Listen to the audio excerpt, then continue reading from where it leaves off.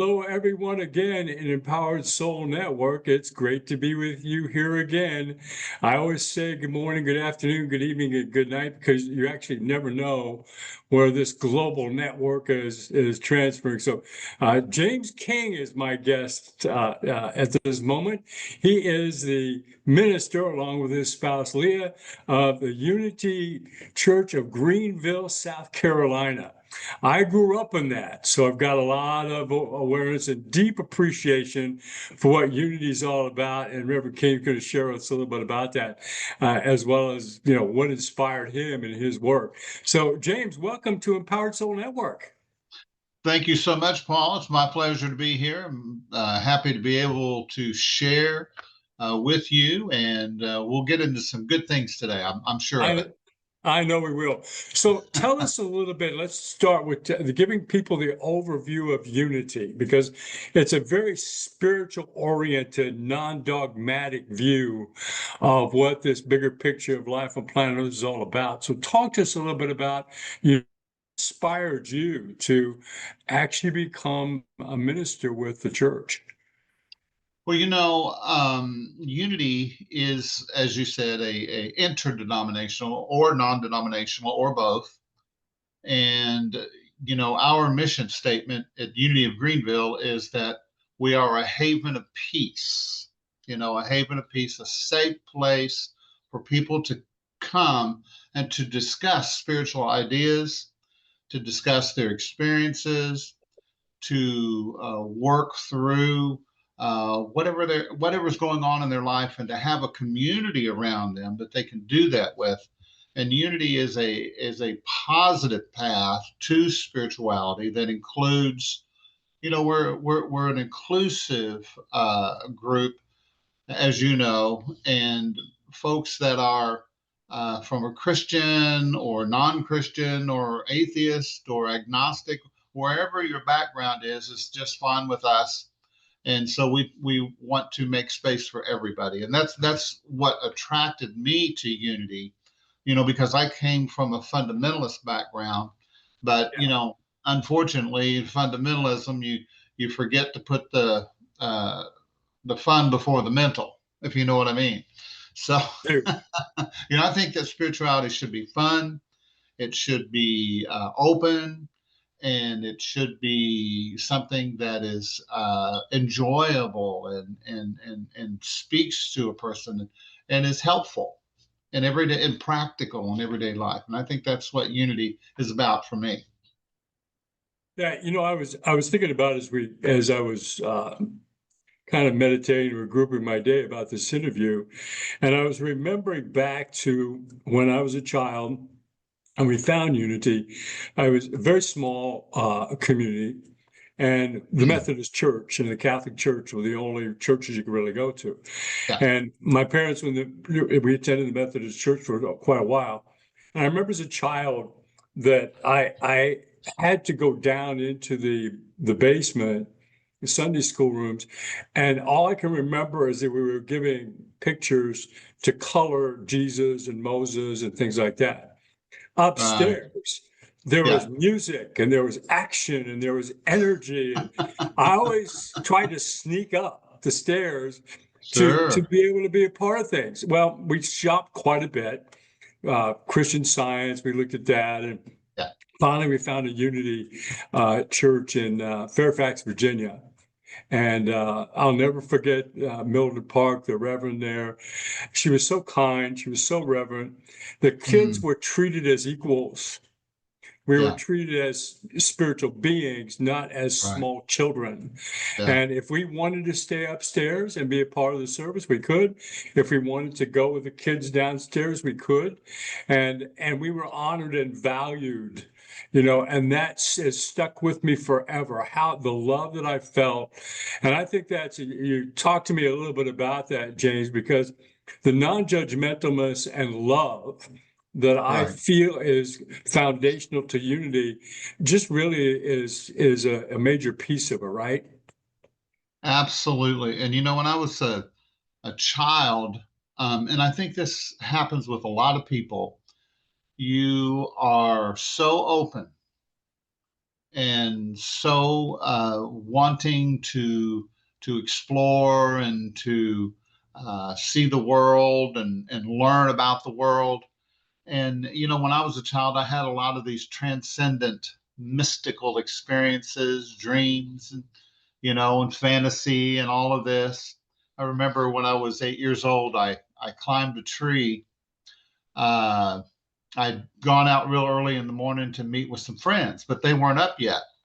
So I climbed up my favorite tree, and was sitting on one of the limbs, waiting for my friends to wake up so we could play.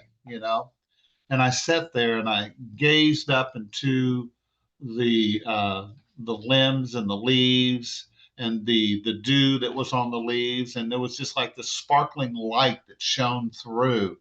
And I remember kind of going into a reverie, a little bit of a trance, and experiencing this wonder and this inner joy that I had.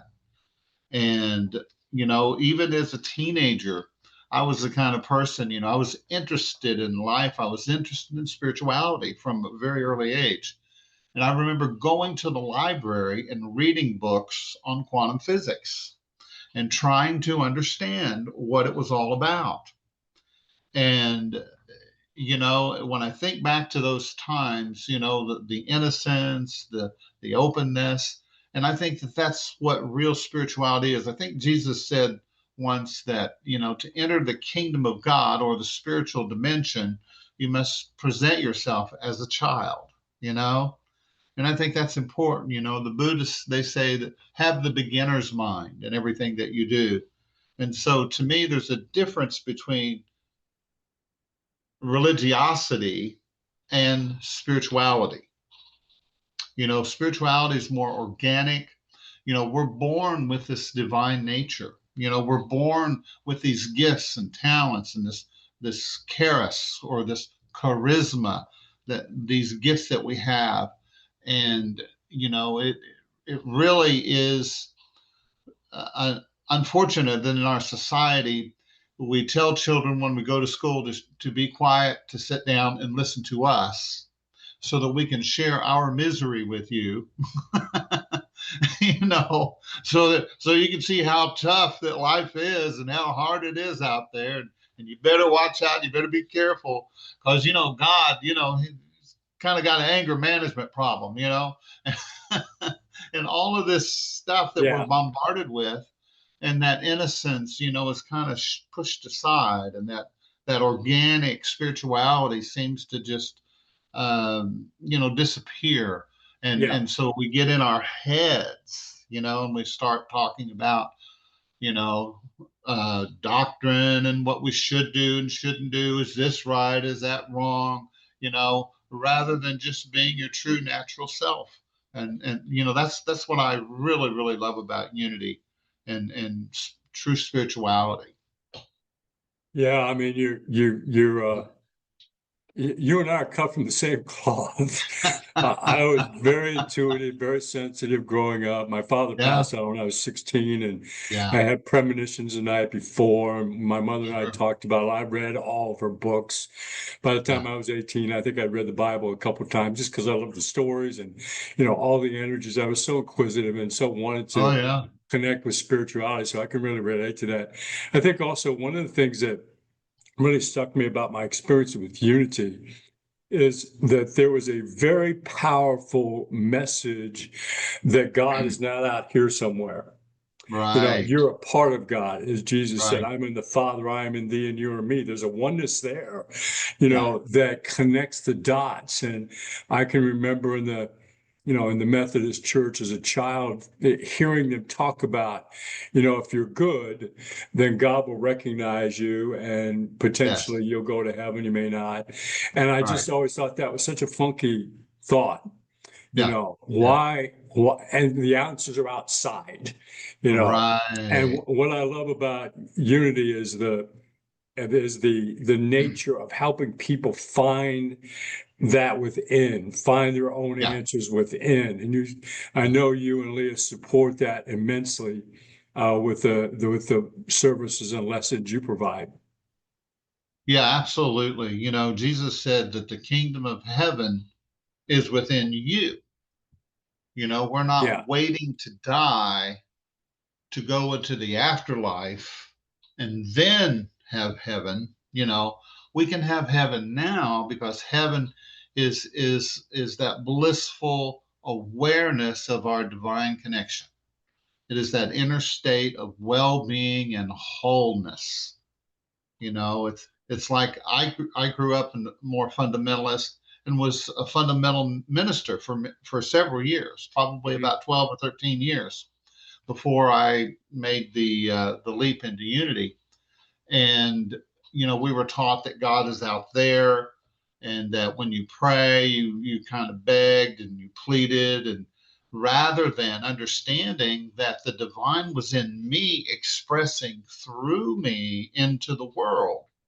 You know, Jesus said to pray that heaven come in earth as it is, or you know, that spirit comes in earth as it is in heaven. You know, in the higher dimensions, and so you realize, you know, that is a very intimate relationship. You know, it's that oneness. You know, spirituality that I think people are seeking for and desire so much today. yeah, absolutely. I know the other thing, I met you, back in the summer, and my family and I had a chance to come out and be part of the service that you and Leah did, and you were talking about the fun and the joy and the happiness. You were taking the movie Groundhog Day, and you're bringing the lessons out of what Bill Murray experienced and how can we apply those things. Yeah. And that's the other thing I appreciate about Unity and all the services and ministers I've heard talking. I've also spoken at Unities, as I've shared with you before, and the openness to, you mentioned this earlier, the practical application of spirituality. Right. Everything we're doing. From my takeaway from that lesson about Groundhog Day was look at everything you're doing. There's signposts, there's mile markers, there's things to help you to connect more, right? Talk Right. talk about Right. that a little bit and what you and Leah found out about the practical side of spirituality. Yeah, I love that, and I think that's very important. You know, it's like a wise person once said, "Life is chop wood, carry water. After enlightenment, chop wood, carry water." You know, and so I think we get confused sometimes because we think that spirituality is just this airy fairy thing, you know, that we only experience on a Sunday, or in a meditation, or in a prayer service or whatever. And actually, everything we do is spiritual. You know, when you drink water, it's spiritual. When you walk on the earth, it's spiritual. And when you connect with other people, it's a spiritual experience. You know, Yeah. and if we can rediscover our sensitivity to life and just enjoy the life that we have. You know, it's interesting when you appreciate what you have and you love what you have, more is given, more is received. You know, sometimes we think, oh, you know, I want this, I want that. And there's nothing wrong with having this and that. It's just sometimes it's our desire for all this outward that brings us into a confused state to where, you know, we can't really live life, you know, on life's terms, if that makes sense. Absolutely. Absolutely. What have you seen over your career? Because you and Leah have been ministers now for 21 years Yeah. there in Greenville. How have you seen not only unity, and I know you just got back from a retreat Right. with Mhm. quite a number of union ministers, some other folks that attended that. What have you seen in terms of the evolution of not just unity, but spirituality in our country and so forth? And the Well, reason why I'm asking that is Charles Fillmore back in the early, 20th right. century started Right. this whole thing. And in some Yeah. ways, it was a forerunner, a precursor to all the other kinds of spiritual modalities and offerings and things that you see out there that have that positive bent and not just the restricting bent on it, and it's evolved. So what have you Yeah. seen?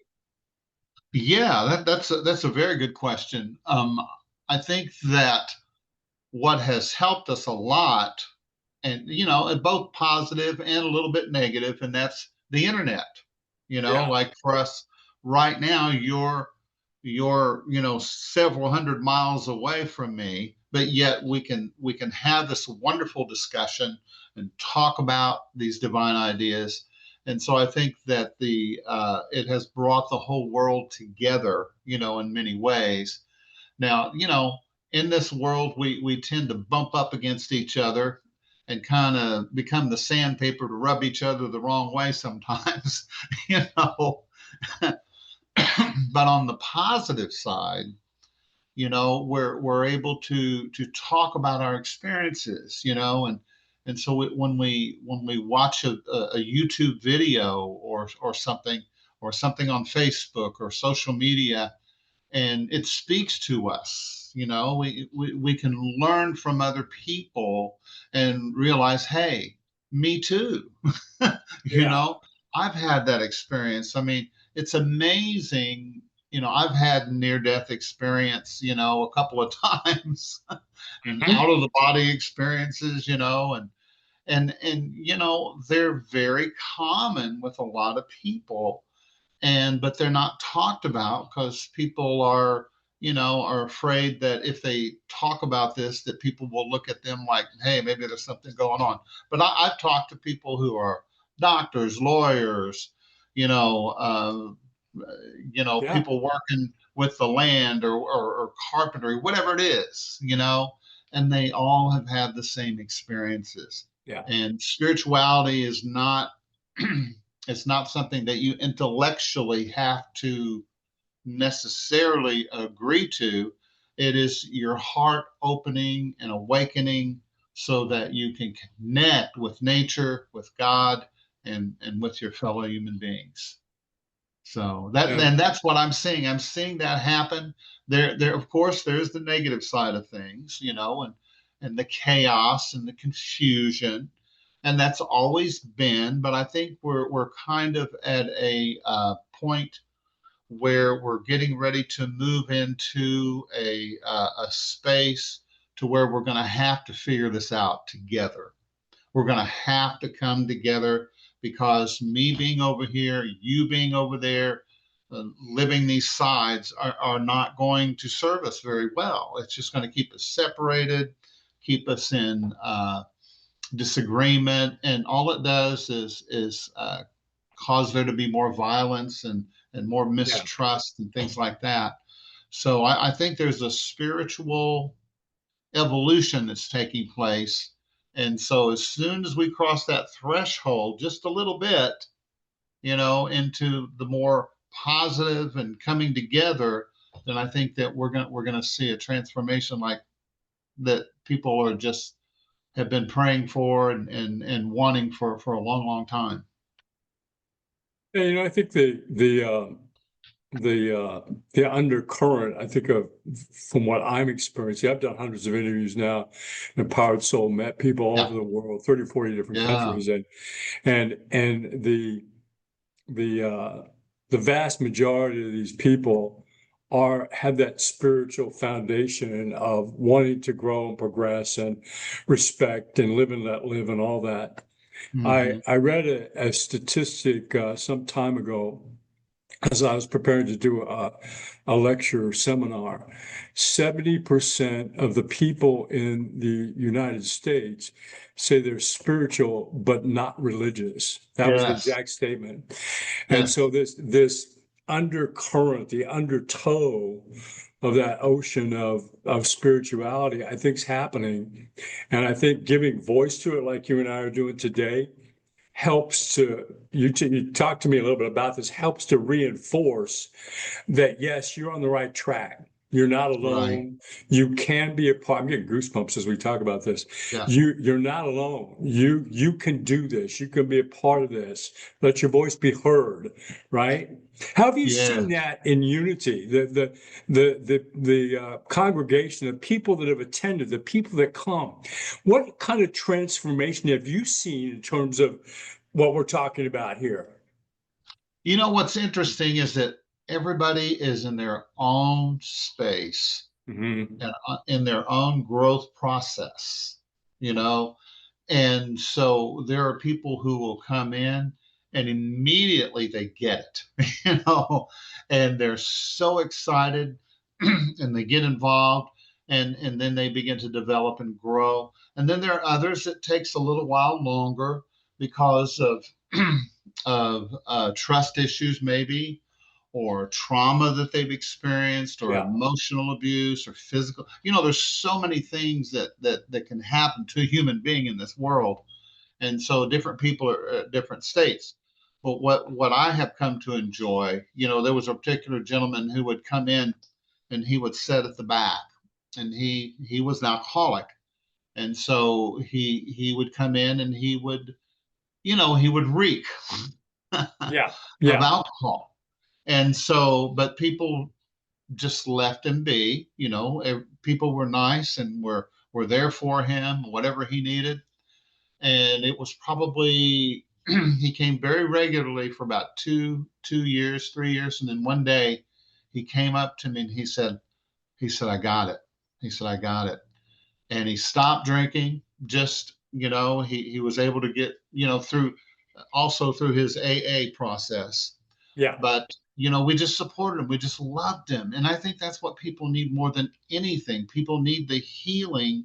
They need that love, that compassion, and that space to be able to grow at their own rate, their own pace. Well, excellent. Just well said, because that's what I see. That's what I've Yeah. seen in Unity, and other things that are having a positive impact Yeah. is kind of that freedom to allow people to be themselves.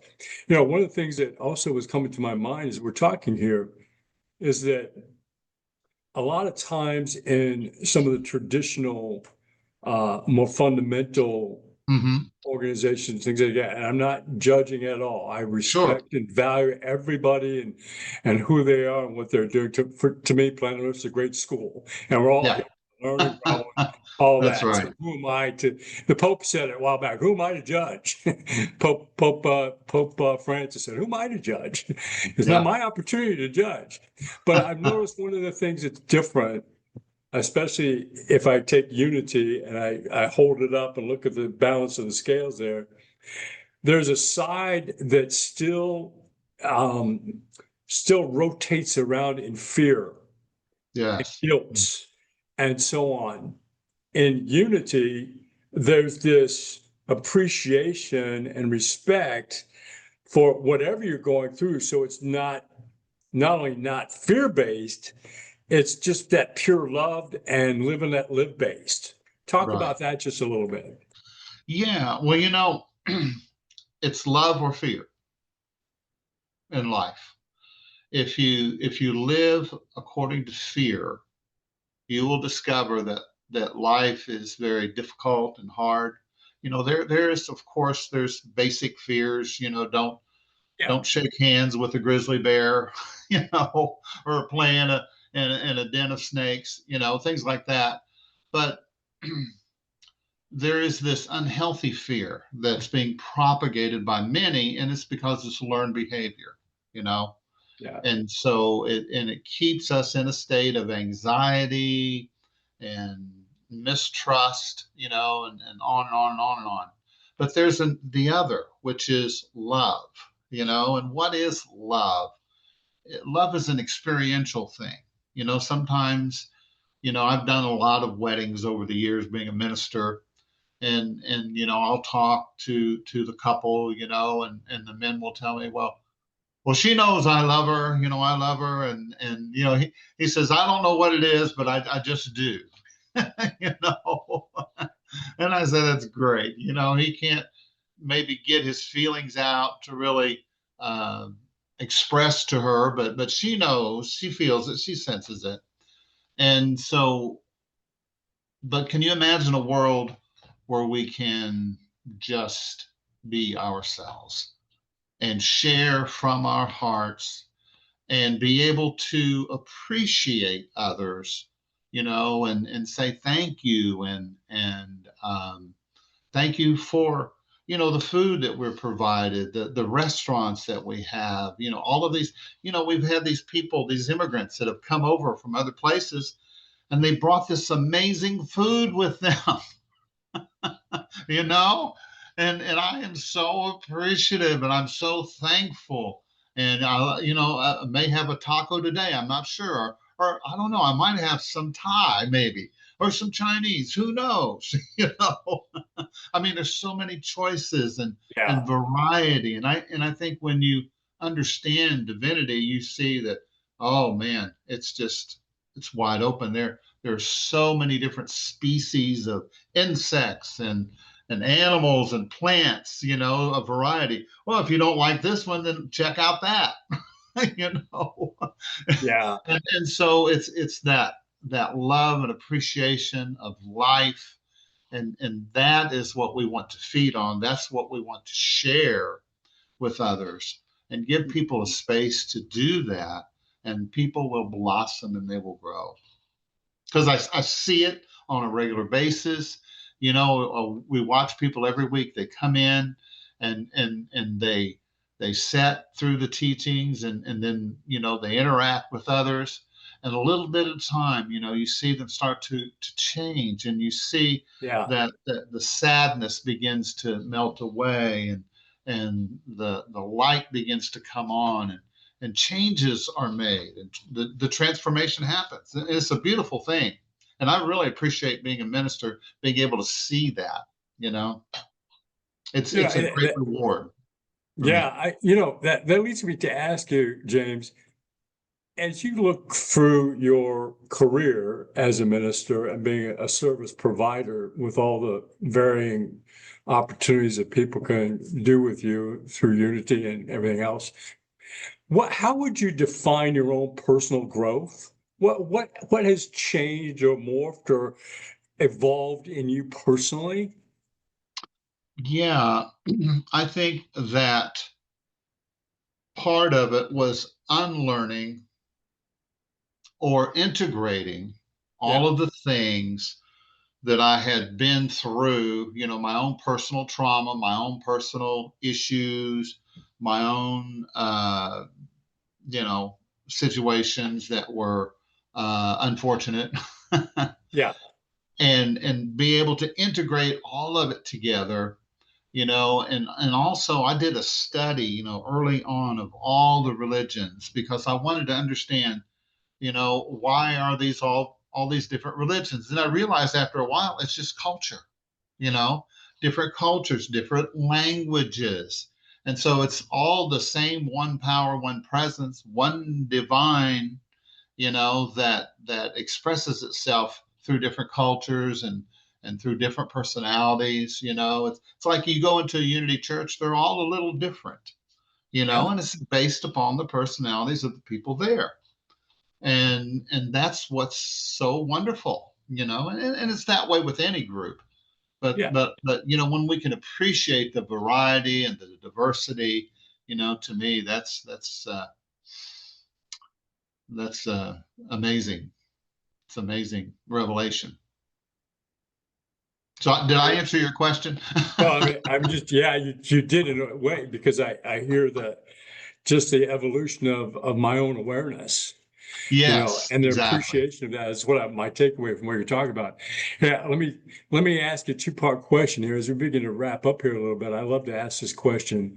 Okay. If you, as James of today, were to say something to the James of 20, 30 plus years ago, what is it that you might say to that James of all those years ago? Wow. Yeah, that's a very good question. um I would I would tell him that everything is all in divine order. You may not know what that means yet, but everything is going to work out perfectly, let yourself fully experience everything. Fully experience it, because it is through all of it that you grow and that you change, that you evolve, and you're going to have a lot of fun. Which has happened, right? So here's the second part to that. Here's the second Yeah. part of that, James. I'm going to reverse it. What would the James of all those years ago define his qualities or say about the James that he's seeing of today? Yeah. I've actually pondered this question once, and I think that depends on which James you're talking about, the little one, little James, the college James, or the married James, I'll but I let think you pick. yeah, I think that the little James would say, "Hey, good, great," but the older James might say, "Who are you? Who are you?" And maybe I am the higher self of that James, the James that I am now. You know, so Yeah, yeah. that He makes would sense. see he would see a change, James. Yes. I have a feeling he'd be kind of proud of this current James.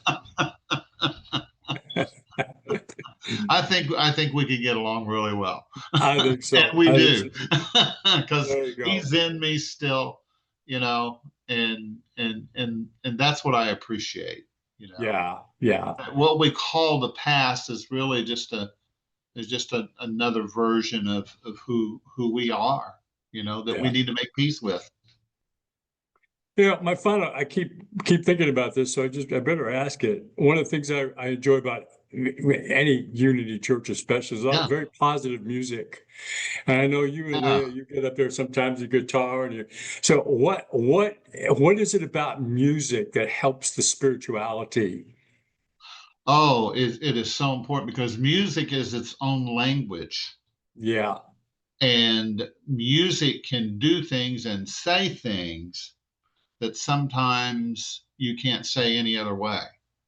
When you hear a song, and we just heard a wonderful presentation by a person who um, is a drag queen, wow. There you and go. was talking about how that they came from that transition from the religious non-acceptance to total pure self-acceptance, and had songs that really reflected that and were so powerful.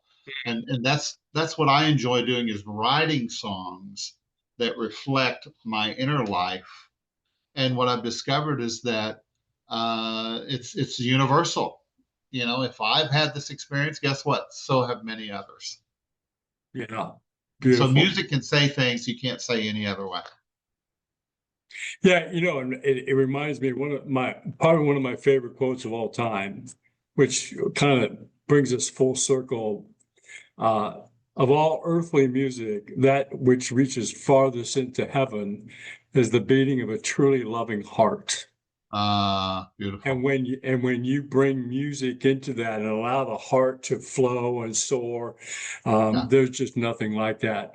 Guys, as we wrap up here in Empowered Soul Network, I want you to really take note and listen to this, because wherever you are, whatever your background is, whatever church you might go to, whatever modality you express in your services, the fundamentals that James has been bringing out here with love and true concern and self-respect and the laws of attraction and live and let live, that transcends everything. And so, James, I just want to show my appreciation for you coming on today and expressing all this and sharing your heart and your authenticity. And tell us how we can reach out and get in touch with you and Leah there in Greenville. Sure. One way is by going to unitychurchofgreenville.org. And we have posted there all of our services. You can watch us online. If you're not in the area, if you're in the area, come on by, and we'll make a space for you, and I'm sure that you will enjoy it. Also, you can reach us through jamesking.org, which we've just written a new book. It's called Pray Big, the Bold Art of Affirmative Prayer. And it's how to pray in alignment with truth and with divinity. And if you're interested in that, check out jamesking.org. You can also connect with us through there. All right. James, thank you so much for being on Empowered Soul Network today. Stick around for just a minute. We'll do our takeaways after we get done with the live and the recording. Guys, wonderful day today at Empowered Soul Network. I hope you're having an empowered day. Start connecting with whatever you need to express with your own spirituality, your own connections. Let me know if you'd like to be interviewed here at Empowered Soul Network. We've got a lot of things that are happening during this fall, so stay tuned. James, thank you so much. Thank you, Paul. Really appreciate it.